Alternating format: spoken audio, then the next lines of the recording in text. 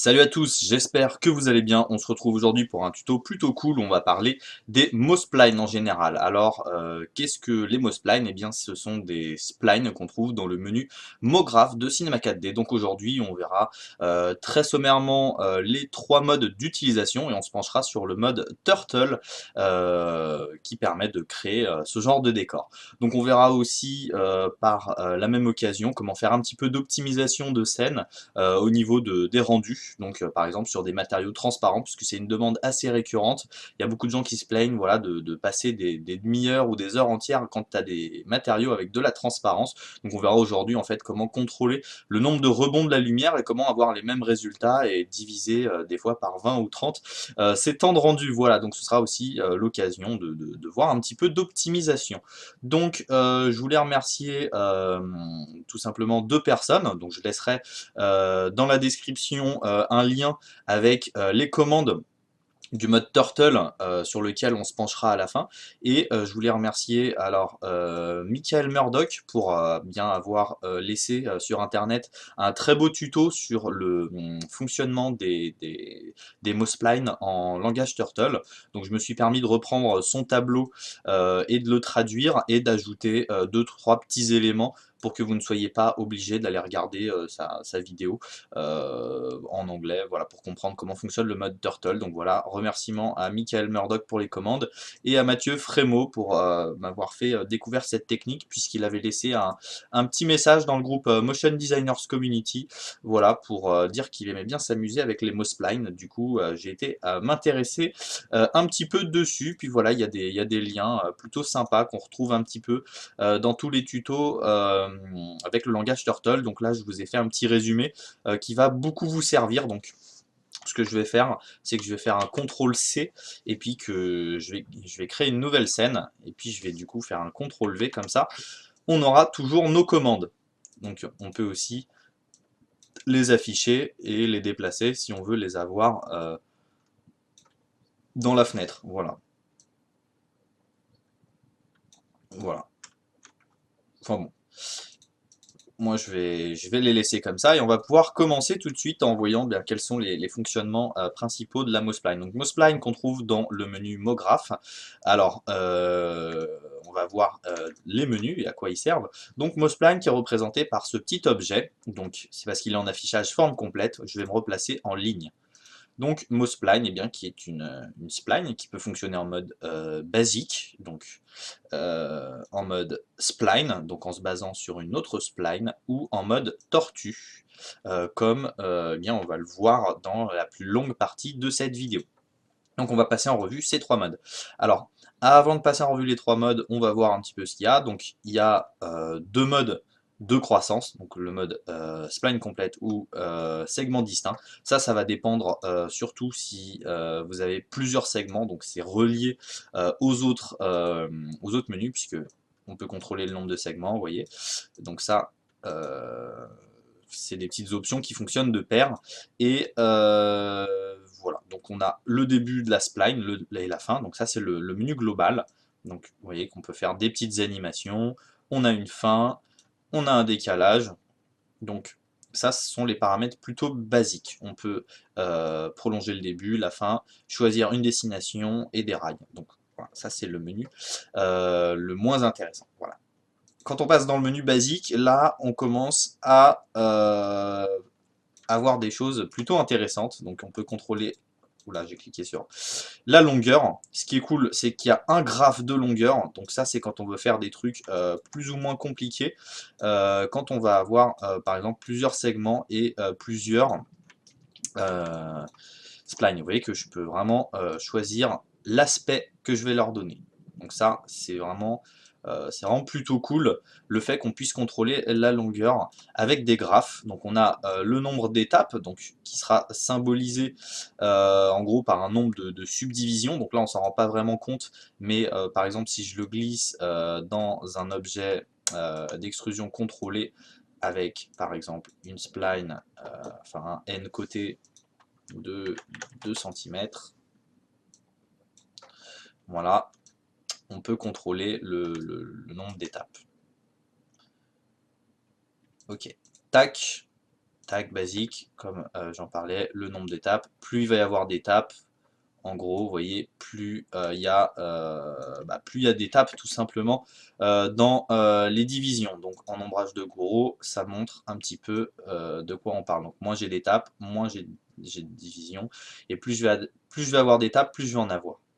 Voilà, donc on a le nombre de segments tout simplement, et ensuite on a des options pour contrôler l'angle. Donc ça fonctionne un petit peu comme certaines modifications qu'on peut avoir sur un outil cloneur. Et ce qui est bien, c'est que c'est aussi contrôlable, par exemple, par graphe. Donc vous voyez que je peux avoir beaucoup de splines d'un côté et moins de l'autre. Voilà, je peux aussi mettre des formules. Donc vous voyez qu'on peut vraiment faire des trucs très compliqués avec la spline, donc les angles. On a la possibilité de courber le tout, donc ce qui permet d'avoir d'autres designs plutôt intéressants, de choisir une incurvation. Donc en fait, vous voyez que c'est vraiment super sympa parce qu'en fait, on a des... C'est comme c'est comme le cloneur avec d'autres... avec par exemple une torsion, incurvation. Donc il y a vraiment énormément de choses qu'on peut faire avec la Mospline, et puis on peut contrôler aussi la largeur, donc directement sans avoir à changer la taille du N côté. Donc au niveau du design, on peut vraiment faire des trucs très sympas. Et là du coup, comme je disais, comme les menus fonctionnent de pair, je peux me permettre du coup de faire de l'animation d'apparition, de l'animation de fin, je peux jouer avec le décalage, et puis après je peux jouer avec le fait que ce soit des segments distincts ou une spline complète. Vous voyez que là c'est moins intéressant, mais si je me mets en mode segment distinct, en fait il va tout me séparer, et du coup là je peux vraiment faire quelque chose qui va grossir, en fait il va prendre chaque segment et faire comme si c'était 20 splines. Donc là, je peux vraiment avoir un truc super sympa en termes de grossissement et tout ça. Et puis, je peux vraiment gérer des animations complexes. Donc voilà pourquoi je vous ai pas montré tout de suite ça. C'est parce que ça fonctionne vraiment avec le reste. Donc ensuite, on a la possibilité de mettre des effecteurs. Donc ça, je pense qu'au bout d'un moment, tout le monde voit ce que c'est. C'est ce qu'on trouve dans ce menu-là. Donc par exemple, l'effecteur randomisation, là, ça va faire nimp. Mais si je mets des paramètres un petit peu plus petits, je peux venir voilà, changer les aspects de ma spline et voilà, leur donner des looks différents. Et puis ce qui est bien, c'est que ça fonctionne vraiment ouais, comme un objet MoGraph. Je peux vraiment tout mettre, mettre un effecteur audio, enfin il y a vraiment énormément de choses à faire, gérer une échelle différente, enfin voilà, il y a quantité de choses à gérer, et ça permet d'avoir des designs plutôt sympas. Donc la petite astuce aussi pour avoir un bel ombrage de fond et tout ça, c'est de mettre votre extrusion contrôlée, des fois ça résout les soucis dans un connecté. Ça va résoudre le problème de fong, de lissage qu'on peut avoir. Par exemple, là, vous voyez que c'est bien connecté. Là, je vais avoir des artefacts par rapport à mes polygones, du fait qu'il y ait beaucoup de déformations et tout ça. Donc pensez-y. Le petit objet connecté, si vous voyez que vous avez un look un petit peu bizarre quand vous faites trop de modifications, là, vous voyez, ouais, c'est ça, un tag de fong mal géré, bah, vous avez la possibilité de tout remettre ici. Et évidemment, faut pas négliger le nombre de divisions que vous allez avoir, non seulement dans votre n côté, mais aussi, par exemple, dans votre spline, dans les étapes. Voilà, donc là, on voit qu'il y a beaucoup d'intersections, mais si j'enlève le connecté, voilà, je vais pas avoir un fond cohérent. Bon, c'était la dernière petite parenthèse, voilà, qui était un petit peu hors sujet, mais voilà, pour certains qui se plaignent aussi de soucis qu'ils peuvent avoir voilà, par rapport à des formes complexes ou des déformations, bah, pensez à les mettre tout simplement dans... Alors, je vais réinitialiser ma mouse-line, désolé, je me coupe tout seul la parole. Voilà, pensez à mettre ça dans un objet connecté. Donc là, ensuite, il y a le mode spline. Donc spline où il faut venir eh bien indiquer une autre spline. Donc par exemple, je vais prendre un cercle. Et dans mon spline, en mode spline, je vais avoir une spline source. Voilà, et donc après, ça me génère une spline autour. Il y a plusieurs modes, donc vertex, compte, paire, étape. Et donc là, il y a moins de contrôle. Cependant, il y a toujours les contrôles de début et de fin. Toujours les contrôles de décalage. Et en fait, ce qui est vraiment intéressant, puisque là, vous pouvez vous dire, oui, mais quel est l'intérêt de ce truc-là? Ben, l'intérêt de ce truc-là, c'est que du coup, c'est qu'on est dans une Mospline. Et que dans une Mospline, on peut venir mettre des effecteurs. Ah, voilà, vous avez compris, voilà, vous pouvez créer du visualiseur audio qui bouge, là, tac, tac, tac, génial, c'est le dernier MC Solar, tac, ouais, c'est super. Enfin voilà, donc si vous avez envie de mettre des effecteurs sur vos splines, plutôt que de mettre vos effecteurs dans votre objet, puisque normalement il y a aussi des options dans l'effecteur, alors pardon, c'est un truc que j'utilise pas, donc voilà, mais normalement il y a la possibilité de mettre ça en mode objet, voilà, point ou polygone. Et normalement, je crois que si on met en mode point, donc je vais retirer ma mouse-spline, et que si je le mets dans, voilà, on peut faire la même chose en fait, en mettant l'effecteur random, puisqu'il est violet, hop, ça fait fonctionner le cerveau, c'est violet comme les déformateurs, je peux mettre ça dans ma spline. Donc après, c'est à vous de voir comment vous avez envie d'utiliser le truc. Donc là, je sais qu'on commence à parler un petit peu longtemps, on n'est toujours pas venu au turtle, mais voilà, je voulais vraiment faire l'overview complète, enfin complète, vraiment le décrassage complet des options du Mospline, puisqu'il y a beaucoup de possibilités, et c'est un truc qui est un petit peu laissé de côté, et comme c'est un objet MoGraph, vous voyez, ça va fonctionner aussi avec tout ce qu'on peut trouver ici, par exemple attraction, déviation, friction, par exemple pour créer des arbres et tout. Ça, c'est génial. Voilà, donc je sais, tac, on va pouvoir y aller. Enfin, on va pouvoir passer au mode tortue. Qu'est-ce que le mode tortue? Eh bien, le mode tortue, c'est un mode très très compliqué qui va fonctionner avec des petits codes en fait, tout simplement, donc qui sont remis ici.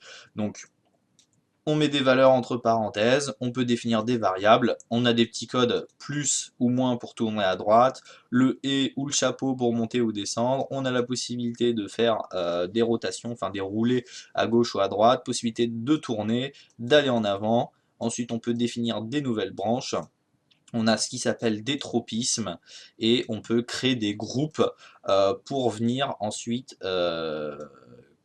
créer du clonage autour d'un groupe tout simplement, puisque dans le cloneur, vous avez peut-être remarqué qu'il y avait une option qu'on pouvait avoir dans Objet, et qui était en fait une distribution par groupe 1, 2, 3, 4. Et si vous ne savez pas bien à quoi ça sert, et bien c'était tout simplement pour fonctionner avec la définition de certains groupes dans le langage Turtle par exemple, donc qui vont être définis par les lettres I, J, K et L. Donc pour l'instant, là vous vous dites, voilà, c'est le moment d'arrêter la vidéo, je vais pas comprendre, c'est trop difficile. T'inquiète. T'inquiète, je suis aussi nul que toi. Voilà, donc en fait, le langage Turtle va fonctionner bien, avec un code initial. Donc là, on peut faire du déchiffrage très très basique. Donc avec le petit mémo. Donc là, tac. Je suis désolé, on prend un petit peu de temps, mais c'est pour que vous compreniez bien tout. Donc monter ensuite de 90. Donc là, je reviens sur mon mousepline. FFF, aller 3 fois en avant. Et A, c'est une variable. Donc là, définition de variable avec A est égal. Le petit trait, alors qu'est-ce que veut dire le petit trait? Tourner à 180 degrés. Variable B, 3 slash, qu'est-ce que ça fait les slash? Rouler à droite. 3 slash B, 3 slash B, 3 slash B, 3 slash B. Donc cette ligne de code qui vient s'ajouter ici à la fin. Ensuite, dans le B, on a autre chose. Donc un et, on a FT, FTA, donc voilà, vous voyez qu'on peut décoder, et donc à la fin, ça nous crée ce truc-là.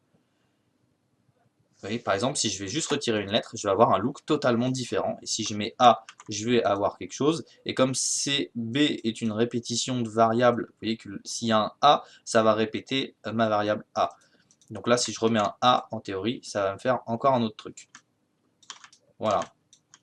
Et là, je peux remettre encore un A. Ça va me refaire encore une autre chose puisque ça va encore répéter la variable A. Et ça marche sous le principe en fait des fractales. Donc là, vous voyez que ça marche pas trop.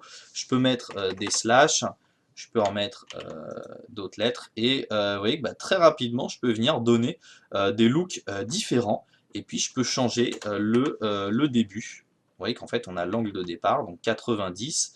Je peux je peux enlever un F pour que ça ait l'air plus tôt. Donc après, très rapidement en fait vous allez voir que sans rien connaître, en jouant tout simplement, vous allez comprendre comment ça fonctionne, et ça fonctionne de manière très simple. Ce sera juste à vous de venir ajouter vos petits paramètres, de venir jouer avec d'autres choses,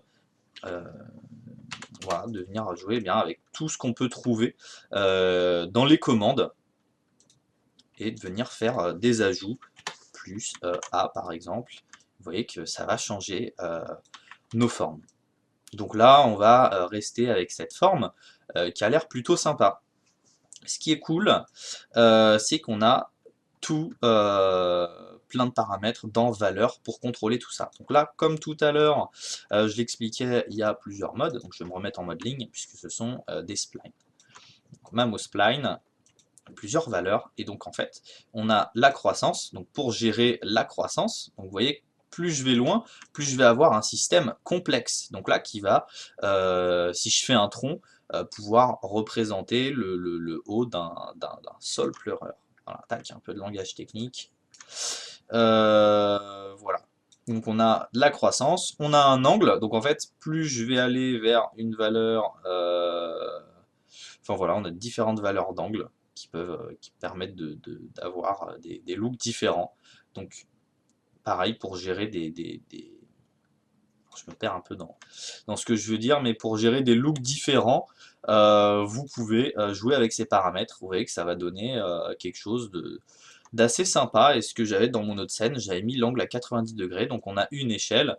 Donc là, ça ne nous sert pas puisqu'on n'a pas d'extrusion. On a un mouvement, donc qui va dépendre de vos paramètres, mais généralement ça gère la taille. On a le tropisme, donc qui va symboliser la manière dont ça va descendre. Et on a des paramètres alors ils appellent ça d'aléatorité. Même moi, je pense que je ne l'aurais pas tenté. Voilà, en gros, randomness en anglais. Enfin voilà, et donc du coup, vous pouvez créer vos super scènes comme ceci. Donc là, il faut faire attention à l'angle. Et puis, vous avez des générations aléatoires, vous avez des multiplicateurs pour créer des scènes un petit peu différentes, des multiplicateurs d'angle et l'échelle. Et donc en fait, ce qui est très cool, c'est qu'à partir du moment où vous avez trouvé un petit code sympa, souvent aléatoire, ou alors dans le lien, je vous ai laissé, pour ceux qui veulent aller plus loin, un gros PDF sur le langage Turtle et les codes des plantes.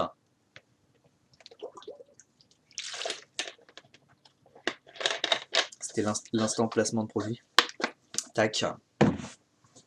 Voilà, vous allez pouvoir vous inspirer de codes trouvés dans la réalité et faire vos propres scènes. Donc là, mon spline, on va se prendre le petit N côté qui fait graph, plaisir, la famille, tac. Le mot spline que je fais glisser comme tout à l'heure dans une extrusion contrôlée, je mets mon N côté et je me suis créé un petit univers plutôt sympa avec des tailles différentes.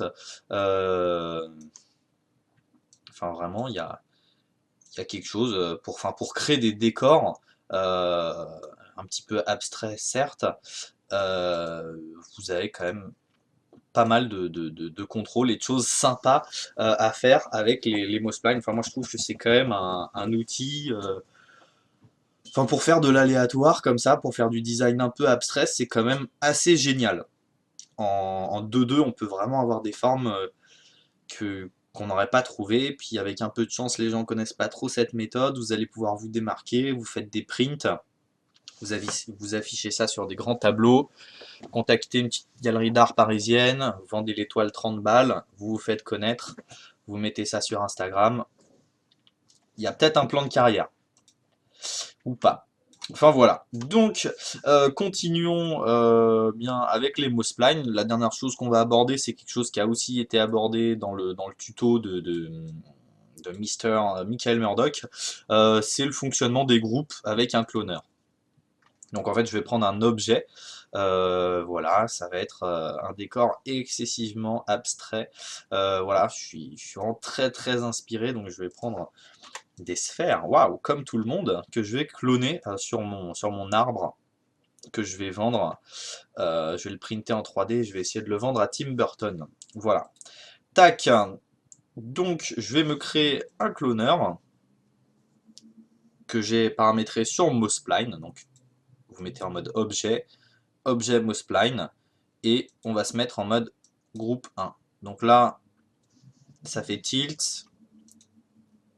On vient regarder la lettre du groupe 1, I. Donc, il faut quand même mettre un I dans notre code. Donc là, on peut regarder. Je vais mettre un I. Alors, ça change mon code pour l'instant. Je vais le mettre par exemple ici. De toute façon, on verra tout à l'heure comment ça va influer. Donc là, voilà, j'ai mis mon I dedans. J'ai mon cloneur. Il me faut peut-être mettre ma sphère dans mon cloneur. Et là, normalement, ma sphère devrait apparaître. Alors, je vais mettre une grosse taille. Voilà. Donc là, ça c'est un petit truc qu'il faut savoir, c'est que vous inquiétez pas si ça marche pas trop. Des fois, il faut changer un peu la taille pour que ça puisse apparaître. Enfin, moi, c'est un truc que j'ai sur mon C4D. Ça le fait peut-être pas chez vous. Puis là, on va diminuer les segments. Et donc là, bah, j'ai commencé à créer quelque chose de sympa pour avoir quelque chose d'encore plus sympa. Si je voulais avoir quelque chose d'uniforme, comme tout à l'heure, je peux mettre les deux trucs dans un objet connecté. Voilà, je peux rajouter, tac, l'occlusion ambiante, c'est grave la famille. On se met tellement bien tous ensemble. Hop, voilà, je vais prendre deux matériaux qui vont être plutôt basiques. Donc celui-là qui va symboliser les branches de mon arbre. Tac, pour l'exemple, hein, encore une fois. Et ça qui va symboliser mes petites sphères transparentes. Transparence. Je mets l'indice de réfraction à 1.6. Je laisse ça, je laisse ça, je laisse ça. La couleur d'absorption, on va mettre une petite couleur bleue, une petite bleutée, un petit peu comme dans mon exemple. Sans dispersion, ouais, pas trop de dispersion. Non, on va rester sur quelque chose de classique. Vous voyez qu'ici on a plusieurs pré-réglages. Je pourrais aussi prendre un pré-réglage d'eau. Voilà, ça va vite. Et puis on a plusieurs textures. Enfin voilà, il y a plusieurs choses à faire. Donc là, bon, je pense que je suis bien pour l'exemple que je veux montrer. Je vais mettre ça sur mon cloneur. Et là, si je veux faire un rendu, les sphères, ça va quand même prendre beaucoup de temps à calculer. Vous allez être là, vous allez vous plaindre sur les forums. Ah, pourquoi ça marche pas? Ça met trop de temps à calculer là. Voilà, donc en fait, eh bien, ça permet de voir comment fonctionnent tout simplement les options Cinema 4D. C'est-à-dire que Cinema 4D va fonctionner un petit peu comme la réalité, même si là, ça ressemble plus à un décor de PlayStation 2 que la réalité. Il va utiliser des propriétés de calcul réel, c'est-à-dire que dans un objet transparent, il va y avoir des rebonds de la lumière. Et en fait, il faut indiquer à Cinema 4D bah, combien de fois il doit rebondir dans ces petites sphères. Et donc souvent, la plupart du temps, vous laissez, enfin je dis vous laissez ici la réflexion à 5. mais c'est pro. Vous laissez le rayon à 15 et en fait, c'est en touchant ces paramètres que vous allez avoir des meilleurs résultats.